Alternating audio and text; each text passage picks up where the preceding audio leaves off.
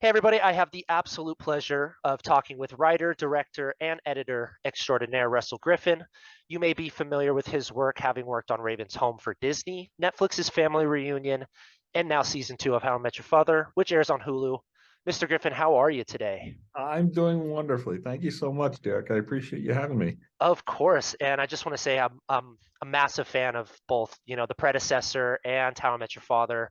So I'm so stoked that I get to pick your brain about this show that I was have been watching for decades now. I Um, agree. I'm a huge yeah, fan as well. So getting a chance to work on it was a dream come true.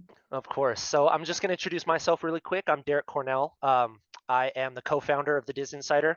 We're just a Disney news outlet that we cover all things Disney under the umbrella, and we're lucky enough that Hulu is under that umbrella. So again, I'm really excited to pick your brain about editing and all that good stuff. Great, my pleasure. Yeah, that's a Alrighty. So wonderful my thing. first question is how did you get your start in editing? Like, did you have any shows or films growing up that pushed you towards that profession?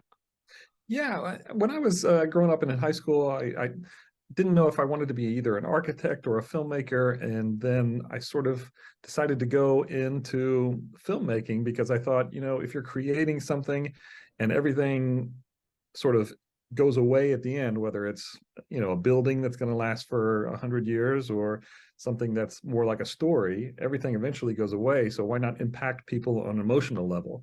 So that's where I kind of got that brain start to go do filmmaking, Hmm. and then went and got my undergraduate degree in advertising, which is the closest that I could do to filmmaking. Then finally got serious about it and went and got my graduate degree after that, and then moved to Hollywood and started working in the industry. Eventually found my way into editing and never looked back. Did some directing, and you mentioned writing. I'm not too much of a writer, although I have written some of my own shorts and films as well. Yeah, I was looking some doing some research and I saw that you dabbled in writing. Yeah. But as far as directing, that is a future question later on in the interview that I want to pick your brain about too. Oh, sure.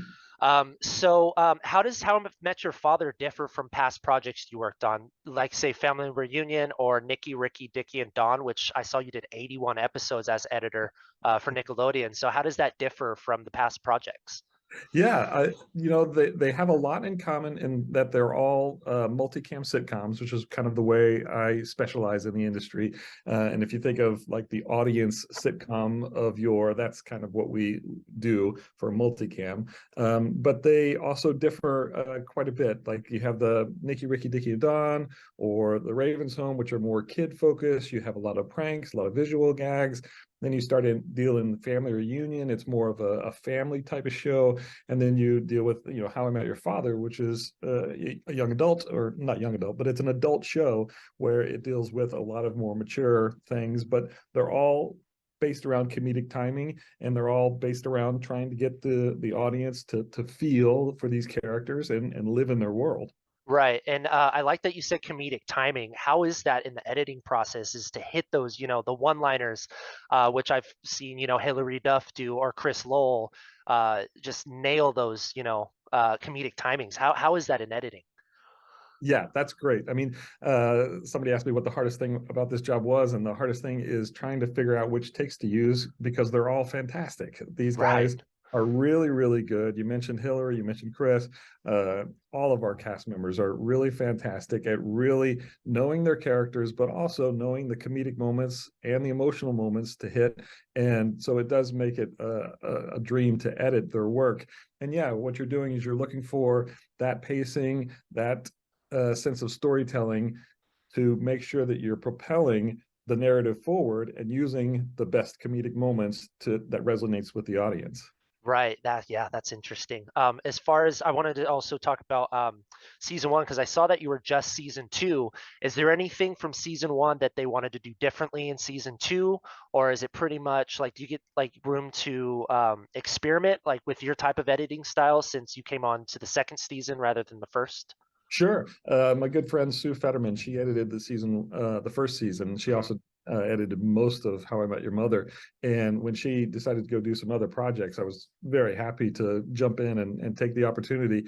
And yeah, I try to make sure that the editing lives within the How I Met Your Mother, How I Met Your Father universe, but also evolves, and How I Met Your Father is its own entity and its own timing and its own universe. So we make sure that whatever we do for that, How I Met Your Father is its own beast. And Right. from season one to season two, it's just sort of a refinement.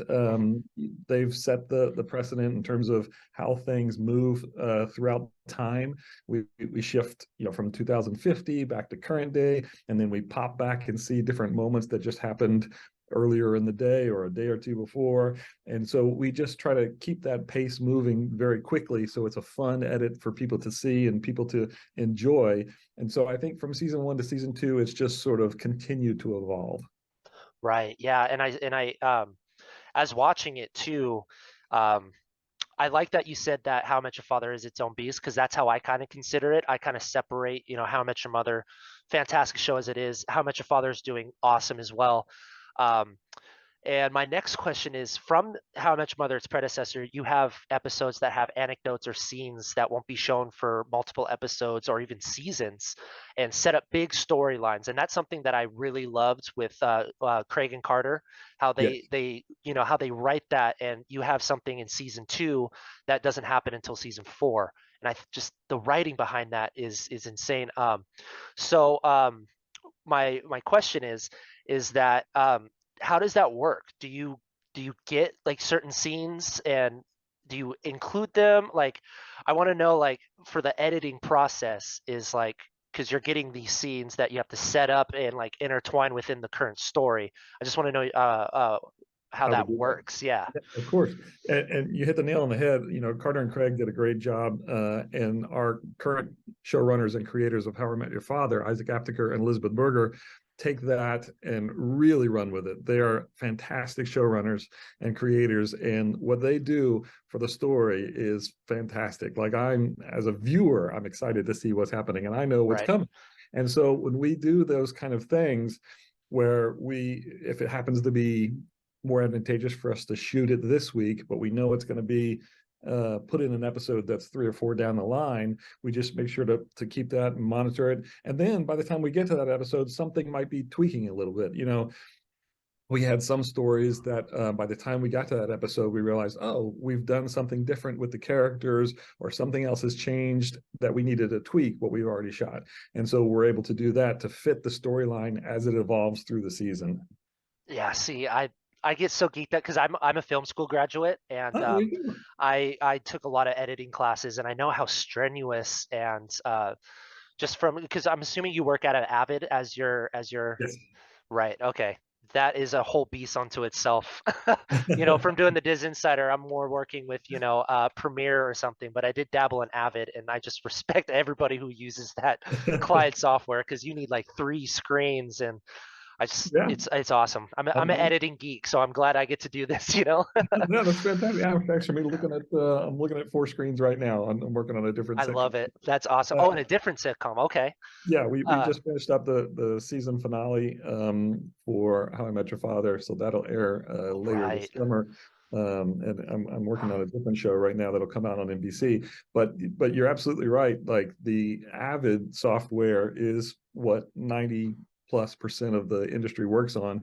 But if you're using Premiere or any of the other nonlinear softwares, you have that knowledge of nonlinear editing, and it'll translate over to whatever program you're using. It's just like learning a slightly different language if you go from Premiere to Avid, but it's the same basic principle of nonlinear editing. So once you understand that, then you can understand editing in general, and then you're good to go. Sure. Yeah. See, I love that. Um, so you said that you had just done the season finale of season two, correct? Yes, Um, Now, from my understanding, was that the first episode that was shot in front of a live audience? it was. Yeah, So how was the editing process on that? Because I'm assuming How I Met Your Mother, it relied a lot on having the in-person audience and stuff. they actually never did either. They They didn't. never had. Yeah, Oh they didn't wow, have. I did not know um, that. we do sitcoms, especially during the COVID era, where we simulate the audience, and Sure. so we know the timing, we know what they're going to laugh at, we know how the jokes are going to be, and so we can take the laughs that we already have it and construct it. But then you have some shows that are, truly in front of the audience. When it wasn't COVID, in Family Reunion, which is a show we did for Netflix, we Mhm. did some live audience, and then we transitioned through COVID, and then we kind of came out the other side. But for, How I Met Your Father, that was a special moment when we got to film in front of the live audience. And, the feeling is just a little bit different. The actors' timings are a little bit shifted because they're waiting for the laughs. They can react to the laughs. The writers can rewrite a joke if it needs to be punched up a little bit more in a second take or a third take. And so it's really alive, and it's really a lot of fun to do in front of a live audience. So that's kind of our bread and butter, where we get into the multicam universe, and having a live audience just takes it to that other level. Right, and I follow Francesca, who plays Valentina, and Wonderful. just from her going to um, posting about like, hey, we're doing our first live audience, and how nervous she was, and I was like, oh, she's just like everybody else. You know what I mean? Exactly. And we did rehearse all week, and we pre-taped some things that we had to edit ahead of time and show in front of a live audience so they could follow the story. And it was amazing how seamless it was, because in the final end of it all, we did use some takes that were pre-shot, some takes that were in front of the live audience, and it worked really, really well, and it just kind of came together. We have a lot of stuff that we shot on the back lot of Paramount there, that Right. you'll see, and things that you just couldn't shoot in front of an audience. And I think once people start to see that, it's really gonna set the world on fire for the season finale. And we just also had the mid-season finale Mhm. that just aired on the 28th of last month, and people are very excited about that. It was a fun little piece to do as well. Yeah, because we got Barney back. Love Barney. Exactly. As soon as he showed up, and I was like, oh, it's all coming together because It now we've was had Robin. Yep. legendary. And I know, and then I don't know, most people saw this, but his license plate said legendary as well. I'm I glad was you like, picked up on that. yeah, yeah. See, I look for that, all that little stuff. Like I said, I'm a massive fan of Carter and Craig, and Yeah. obviously, the team that they work with. Obviously, you. I've researched you for the last 2 days, try to Oh, gauge. great. Thanks, Yeah. Dan. But yeah, you're right. Like, we actually we kind of set the seed in the season 2 premiere, where we popped a little bit, so you saw what was going to happen in that Mhm. mid-season finale. So then Yeah. it paid it off, and got to see that whole scene that we did with Neil Patrick Harris. Yeah, that's awesome. Yeah. So I want to jump out of the editing for a second. So not only Sure. were you editor on Family Reunion, but you also directed a couple episodes. How is it coming into the director's chair from the editing chair? It's fantastic. It's really a passion of mine, and they have an adage that they say that the best editors make the best directors. And I think that I'm very happy about that adage, because I'm an editor moving into directing as well. But also, I think it works reversely as well. You have some of these directors who are fantastic, like Mark Zandrowski, Pam Fryman, who are Oh, working Pam Fryman's my right favorite. now. I love Pam. She is just a dream. Yeah, And you can tell that if she was going to be an editor, she'd be a fantastic editor. The way she right. shoots, and the way that she gets the coverage, the way that she deals with performance, it really is, she can see the way the edit is going to come together with what she's giving you. So it's a natural ability to go from editing, directing, and back and forth. And it's something that I'm really excited about. Yeah, that's awesome. Is there any more in the future of you taking up any directing opportunities? Yeah, yeah, we'll see. Nothing announced yet, but yeah, Right. that is the focus, and I plan on doing a lot more directing. Awesome. So your portfolio, it's massive. Is there anything that you're singled out, that one that you're most proud of? There's a ton. There's How I Met Your Father. The season finale is coming up. That's really just special. We did a musical episode on Raven's Home that was just so much fun. Director by the name of Paul Hohen, who did a lot of Disney musicals. It was really fun to do. So those ones that were out there, sort of different. I directed the Halloween episode of Family Reunion, which was filled with visual effects. We had, Wow. people getting sucked into TVs, and some split screen stuff. A lot of fun. We had some contortionists who did some crazy things. Those kind of things are more spectacle, and they're a lot of fun to do. But on How I Met Your Father, the wonderful thing about this series is it gets a chance to tug at your heartstrings and to be really romantic. Mhm. A lot of multicams are really just all about the jokes and about being funny, but this show is romantic, it's endearing, and there's a lot of emotion in it. We get to use a lot of music that kind of helps that emotion, so it's a lot of fun. Right, and I was just gonna say that with How I Met Your Mother and and How I Met Your Father being, it's done by the same creators almost.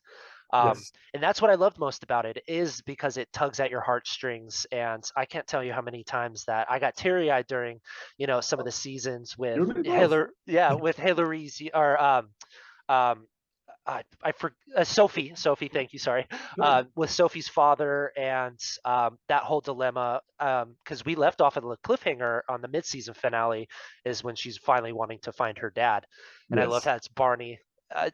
Would have never done that in the past, set somebody up to do that. So I love the character-driven other narratives that they're putting into these characters we've already seen, and that leads me to Yeah. my next question. I know you're tight-lipped, but can we expect any more alumni coming in to How I Met Your Father? Well, I will just say that Isaac and Elizabeth have, said publicly that they do want to have more of those people. I know that other How I Met Your Mother cast have publicly said that they will come on, and they're Mhm. very appreciative of the How I Met Your Mother universe, and they would love to be on the How I Met Your Father show. So we can't say anything yet, but I would place good money on that that you will see some eventually. Perfect. I know. We just need Lily, Ted, and Marshall. That's it. Yeah, That's all we need left. that's all you need. Exactly. Um, so my last question for you today, I won't keep you any longer. How much Brother sought their series finale in season one?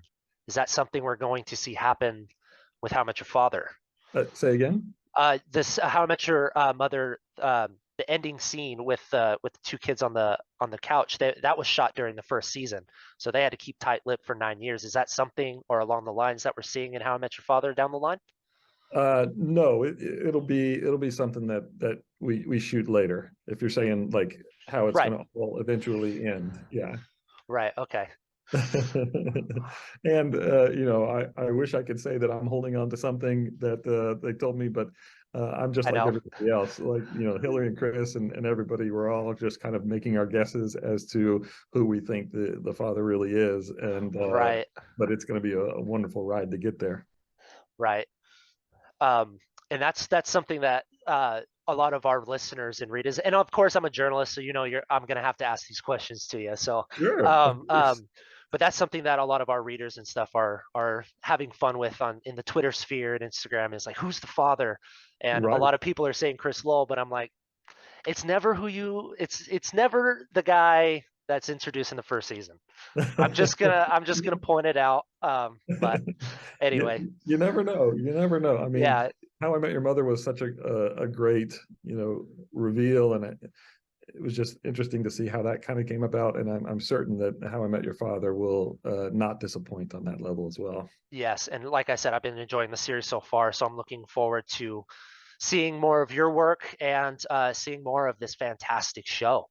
Oh, well, thanks, Derek. I appreciate it. Yeah, Of and course. I'm looking forward to it too. I can't wait for everybody to get the chance to see the second half of season two, and I think people will be really excited. Perfect. Alrighty. And that's Russell Griffin, everybody. Um, do you have any socials or anything that you'd like to shout out? Have our listeners or viewers check you out somewhere? No, just keep watching the shows. I wish I was more on the social media. I'll have to get at after that, but yeah, just I think that the way I share things is just through the work that everybody gets to enjoy. Excellent. All right. Thank you so much for your time, Mr. Griffin. And I hope that I get to talk to you for season 3, 4, and climbing the That would ladder there. that would be great. Thanks, Derek. I look forward to it. Excellent.